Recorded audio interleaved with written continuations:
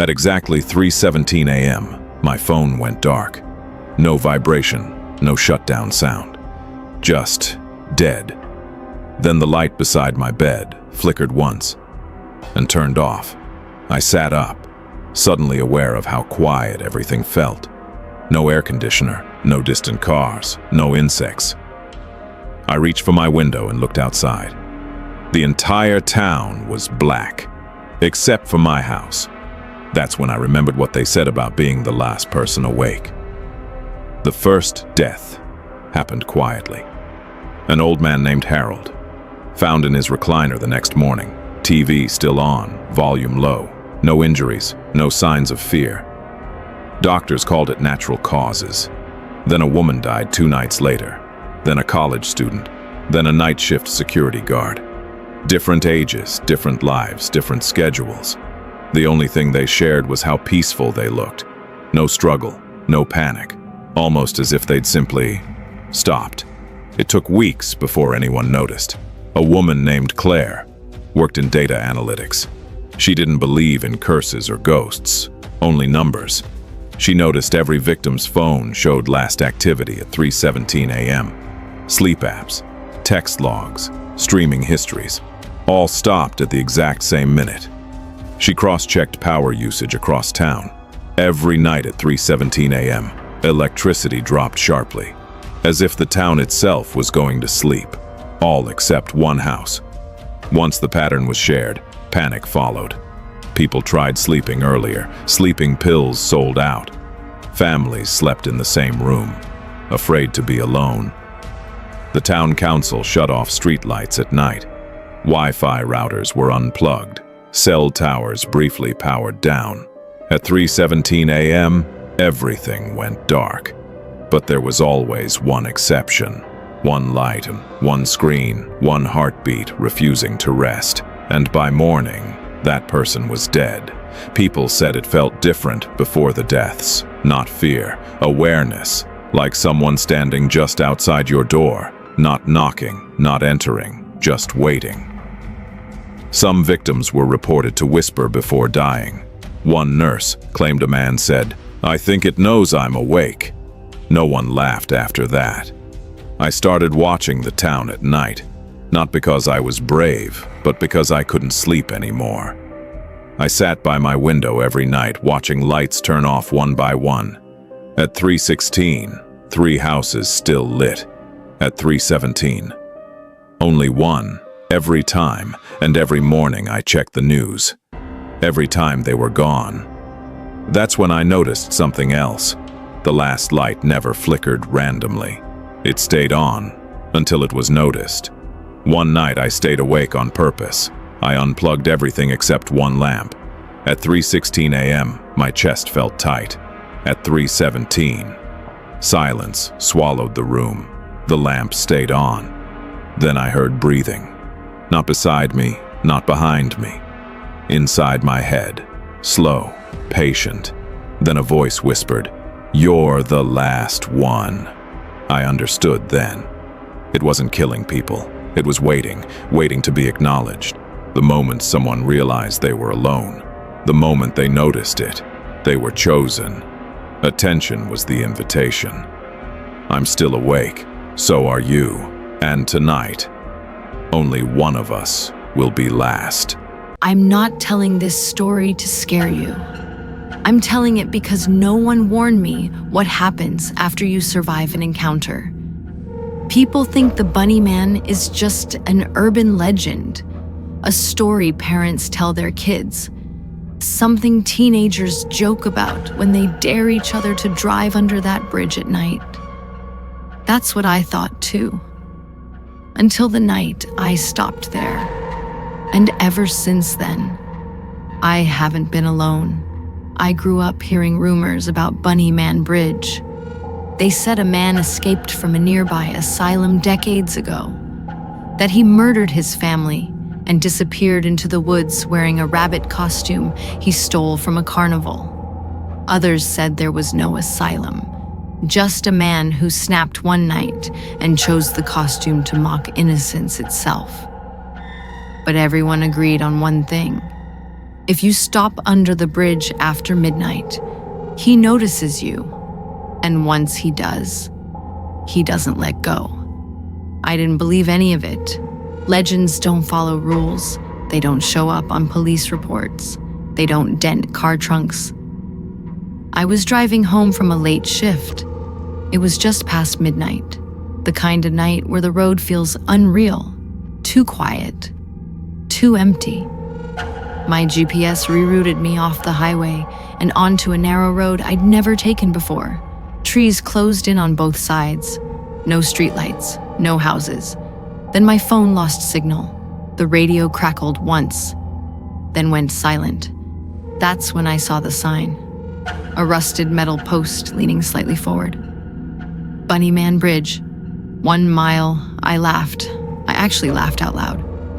Fog crept across the road as I drove. Not normal fog. Low, heavy, like it was crawling.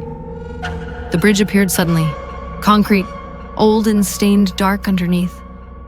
My headlights swept across the base of it and stopped. Something white stood beneath the arch. At first, I thought it was a deer. Then it straightened up.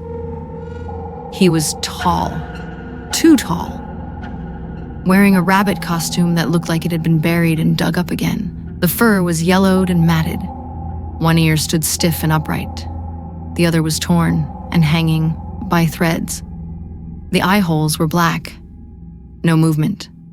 No breathing. Just staring. I should have driven away. Instead, I slowed down. I cracked my window and asked if he needed help. The bunny tilted his head, slowly. Then I heard it. A dragging sound, metal scraping concrete. He stepped forward, just enough for my headlights to catch it. An axe, long handle, rust along the blade. It dragged behind him like it was heavy, or like he wanted me to hear it. I slammed the gas. The engine sputtered, then died. I turned the key again. Nothing. The scraping sound grew louder. Then, bang. The axe struck my trunk. The car shook. I screamed and bolted out the door, running straight into the woods. I didn't grab my phone. I didn't look back. I just ran. The forest swallowed me instantly. Branches tore at my arms. Roots grabbed my feet. Behind me, footsteps. Not fast. Measured. Like he knew exactly where I was going. I hid behind a tree, pressing my hand over my mouth. The footsteps stopped. Silence. Then a whisper. "You shouldn't have stopped." He was right behind me. I could smell damp fabric, old sweat, something rotten. His breath brushed my ear through the mask. I ran again. Bursting through the trees, I stumbled onto the road on the far side of the bridge and collapsed in front of a truck. The driver slammed the brakes and rushed to help me. When I looked back, the bridge was empty. No bunny, no axe, no footsteps, just fog. The police searched the area. They found my car. The trunk was dented inward, deep. Too deep for a prank. They told me the same thing everyone hears. There's no bunny man. I moved away. New town, new job. I stopped driving at night. But things followed me. Scraping sounds outside my apartment. Footprints in wet concrete. A white hair on my pillow. I started dreaming of the bridge. Every night. Last night I saw a news alert. Man in rabbit costume spotted near Bunnyman Bridge. The photo was blurry, but in the reflection, I saw myself, standing behind the photographer, wearing a bunny mask, holding an axe. That's when I understood.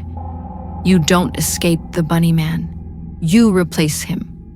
And tonight, I'm driving back to the bridge because someone has to stand there, and someone is about to stop. If you're still listening, don't stop under that bridge. And if you ever see someone waving from the fog, keep driving. In the quiet farmland of Adams, Tennessee, there is a story that refuses to die. A haunting so relentless, so intelligent, and so personal. that even today, investigators call it the most documented haunting in American history. This is the legend of the Bell Witch. It began in 1817. John Bell, a respected farmer, noticed a strange creature lurking at the edge of his fields, a dog with the head of a rabbit. When John raised his rifle, the creature vanished. That night, the Bell family heard knocking on the walls. Not random knocking, intentional, deliberate, as if someone or something was counting the boards. Soon the noises moved inside, scratching in the walls, gnawing beneath the bedposts, sheets ripped from sleeping children, invisible hands tugging at hair and clothes. And then the voice began. At first it was a faint, breathy mumbling. Then it grew stronger, clearer, until the presence spoke fluent English. It sang hymns, quoted scripture, discussed politics, and mocked the Bell family at every opportunity. The entity introduced itself simply as Kate. Locals called her the Bell Witch. She seemed to know every secret the family had, every weakness, and she weaponized them with terrifying accuracy. From the start, the witch focused her hatred on one man, John Bell. She slapped him, cursed him, threatened him, and whispered the same message for years. "I will kill you, old Jack Bell." Neighbors witnessed it all. Some heard the witch's voice echo through the house. Others were attacked, slapped, scratched, or thrown to the floor. The haunting was so intense that even General Andrew Jackson, future President of the United States, traveled to Adams to witness it. Legend says Jackson heard the witch laugh and declare, "You may enter, but you will never leave." His men fled the farm within hours. On December 20th, 1820, John Bell was found unresponsive. A mysterious vial of black liquid sat by his bedside. The witch's voice echoed through the house. "I gave old Jack Bell a dose last night and fixed him." Many believe this was America's first recorded case of supernatural murder. The torment slowed. Kate declared she would return in 7 years. And in 1828, she did. This time, she visited John Bell's son, Richard, speaking softly, almost conversationally. She promised to return again, in 107 years. That year was 1935. Some families in the area reported strange tapping on their walls, faint laughter at night, objects moving on their own, but nothing as violent as the original haunting. Still, the legend insists Kate never left. She merely waits. Today, the Bell Witch Cave sits by the old Bell property. Visitors report cold spots, shadows moving on their own, and voices whispering their names. Even skeptics admit something in that cave feels alive. Local tradition insists that if you challenge the witch, mock her, she will follow you home. Whether the Bell Witch was a spirit, a demon, a curse, or something far older, one thing is certain: the Bell family never escaped her. And if the stories are true, neither has anyone else. Got urban legends in your town? Comment them. Your story might be featured next. Hit subscribe and follow to join me on the next spooky adventure.